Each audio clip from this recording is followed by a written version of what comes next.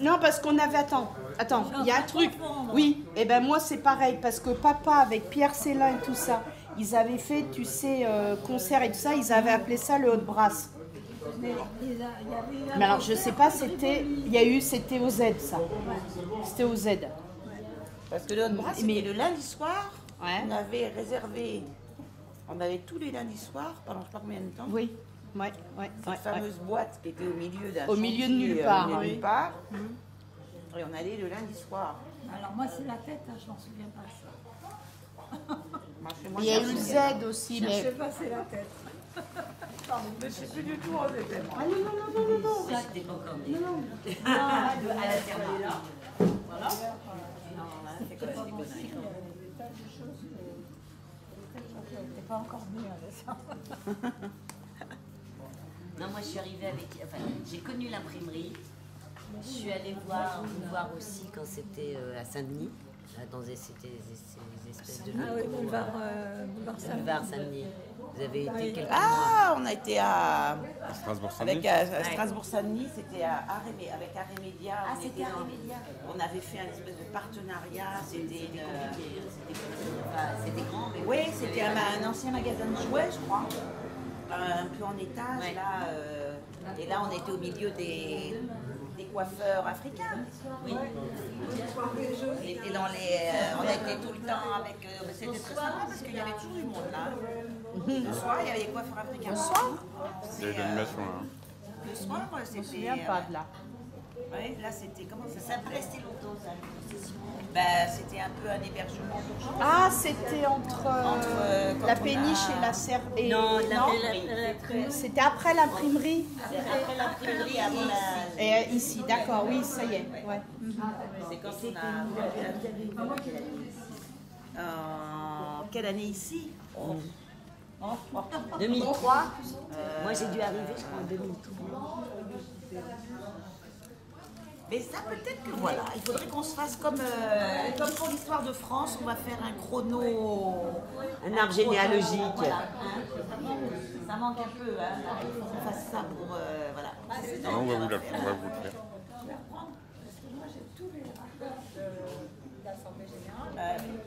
Qu'on fasse un truc rigolo avec... Un truc avec tout le topo, parce que je crois que papa a dû garder aussi... s'il notait tout, lui aussi. Ouais. Ouais, bah là c'est pareil, je vais prendre le casque de Spéléo. Il notait quoi? Ah bah il notait tout, tout ce qu'il faisait, il notait... Jean Colombo, Pierre Célin, le troisième. Béni Vasseur. Béni Vasseur. Oui. Qui était comme... Ouais, non mais c'était des pointures quand même, hein. On était... Et alors quel âge ils avaient là C'était des petits perdreaux de l'année. Hein. Arrête, t'as vu l'âge qu'on a maintenant Bah oui, ça ne rajeunit pas. Mais, oh non, je sais pas quel âge ils avaient, mais... Ben, c'était... Jean était presque plus jeune, non? Non, c'était Pierre le plus jeune, papa et Béni le plus vieux. Oui. Et Béni Vasseur était un peu plus âgé. Oui, parce qu'il y en a eu des spectacles... Pareil, avec aussi, il y a eu avec le Lions Club. Ah oui. Il y avait pas mal de trucs aussi à Taverny avec Pierre. Là, on avait fait. Je me souviens aussi d'un truc qui. Que tu raconteras pas ici. Non, Ah bon, pourquoi? non, pas devant la caméra. Vas-y, c'est coupé. Ouais, non, je te crois pas. Moi, je la garde à la main comme ça. Mais... Je crois peut-être encore au fait, mais bon. Et au Père Noël. Ce que je crois, c'est que je suis une hyène. Je suis peut-être un lion, ou bien alors un pigeon. Petites araignées vertes, petites araignées rouges, grosses mouches noires sur table blanche du jardin. Pâquerettes sur pelouse verte. Je n'entends pas ce qu'elles se disent, ça m'agace. Sur un banc, à côté du jeu de boules, à l'ombre du cerisier, j'en déguste quelques-unes. Non pas des boules, hein, mais des cerises pleines de soleil. Je voudrais retrouver de la largesse dans mes poumons. À mon approche, un crapaud bondit dans l'eau de la fontaine. Un champ de cheveux verts fait face à un champ de cheveux blonds. Il vente. Des chevaux galopent dans les cheveux verts et blonds. Un papillon multicolore s'en trouve tout décontenancé. Un autre en uniforme blanc, celui-là, tente en vain de le rattraper. Un vieil arbre sec et noueux plante le décor du drap.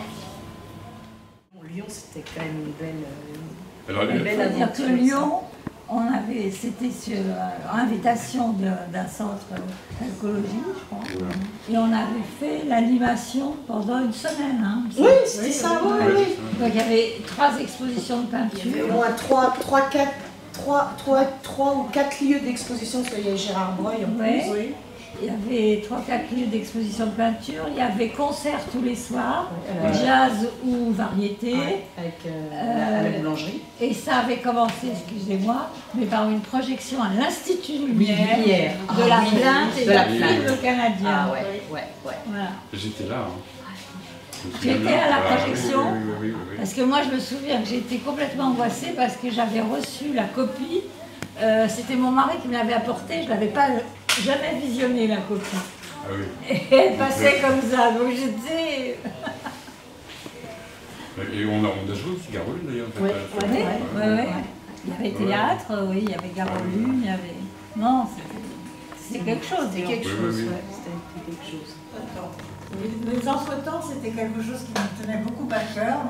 C'était des soirées qui étaient organisées autour d'un thème, et il y avait un responsable qui était très au courant de ce thème, qui venait nous parler. Et en particulier, à un moment donné, il y a eu un garçon qui voulait absolument courir le marathon de New York.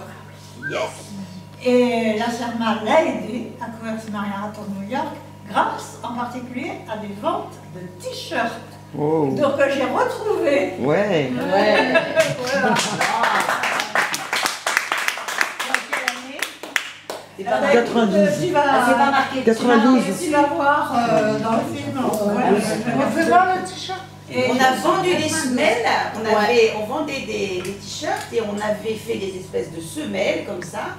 On signait et on avait fait, et on a financé comme ça le rêve en fait d'un itinérant et qui a couru le marathon de New York avec la CERMA sur le dos. Et donc il nous a redonné en cours d'un entre-temps ses impressions du marathon de New York. Je dois vous dire que moi et la course à pied, c'est très loin de moi. Et j'ai été fascinée par ce qu'il nous a raconté ce jour-là. Voilà, je crois. Bon, je pense qu'on va. Il y a des gens ici qui vont se reconnaître.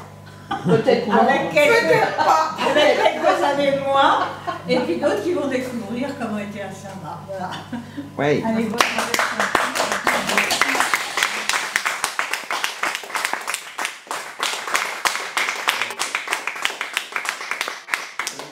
On vient pas de nulle part, on vient peut-être de là, des anciens, des aînés, des frères, des pères, des mères, voilà.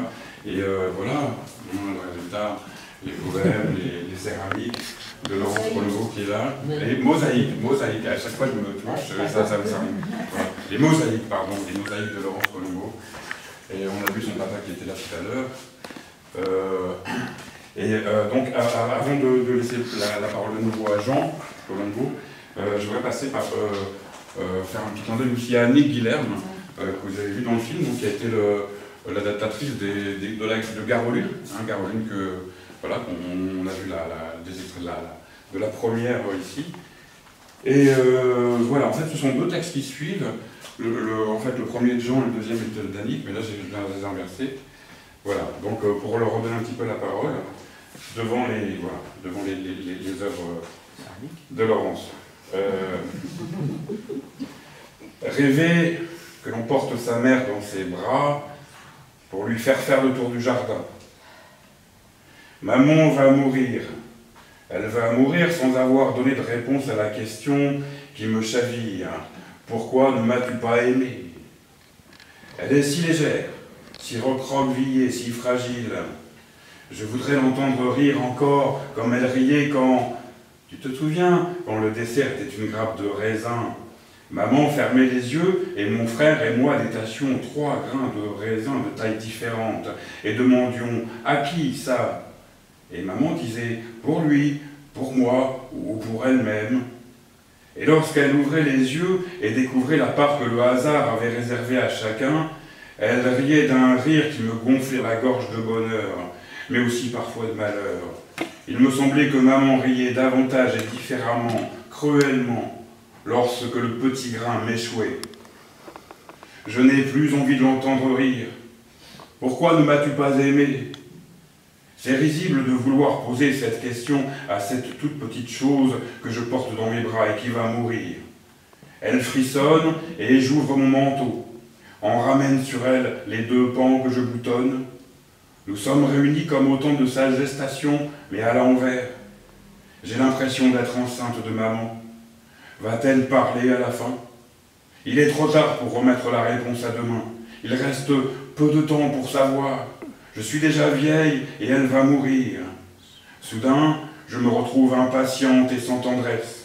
Je la porte jusqu'au perron et la pose là, sur les marches. Et gagnée par l'exaspération, je la secoue brutalement. Pourquoi?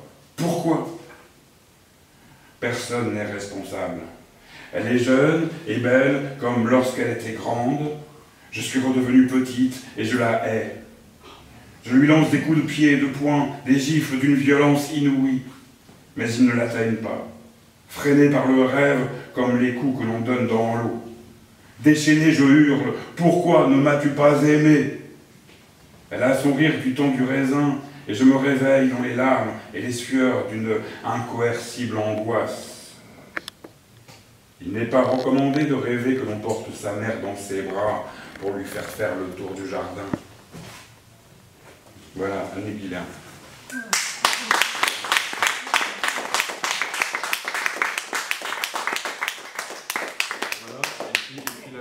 La petite bulle de Jean, que j'avais l'honneur de lire à l'époque. Je m'en souviens plus par cœur, je le lis aussi. Il me fallait absolument une réponse. Comment avais-je pu déloger cette goutte cachée aussi profond de moi-même depuis si longtemps? Et pourtant tout cela était simple, enfantin. J'avais rêvé d'une grappe de raisin.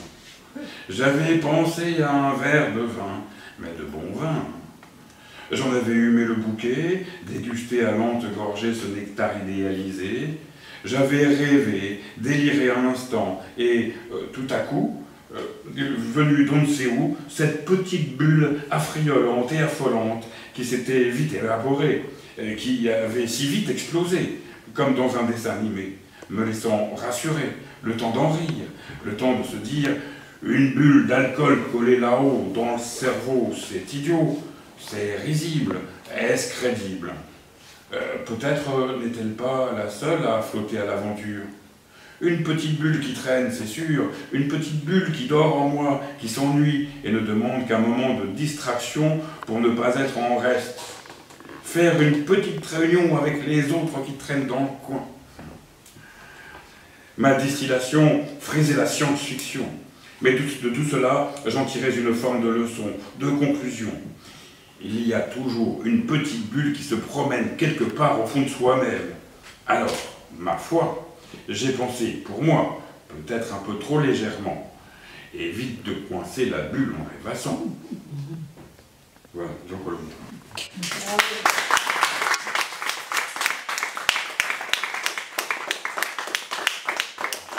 Ah, quand même, hein. Là, c'était difficile. Hein. Ah ouais, trop beau. Hein. Il y a quand même... voilà, c'est vraiment très émouvant d'abord de voir cette aventure avec aussi une grande modernité, parce que vous avez entendu certains propos. On va dire, on était déjà en danger avant même qu'on existe, ou quasiment.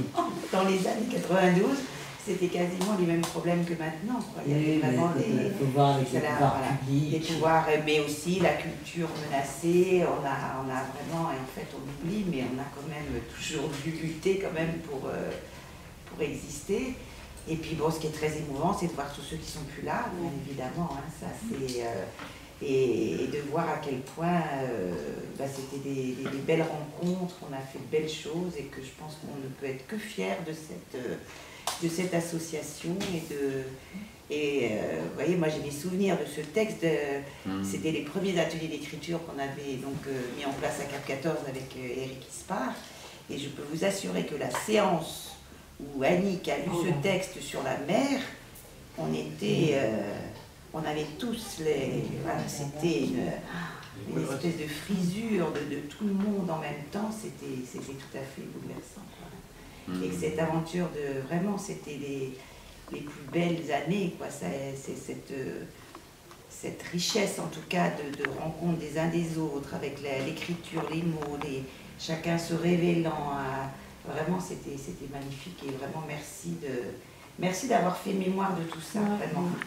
Daniel, vous voyez, c'est à suivre, mais vous voyez à quel point, vous voyez, toutes ces captations, d'abord le boulot que c'est d'avoir visionné, de monter ça, mais à quel point c'est précieux, parce que ça donne c'est une vraie mémoire, c'est notre ADN, et puis c'est avec ça qu'on va avoir encore le plus de pêche pour continuer, ça c'est sûr.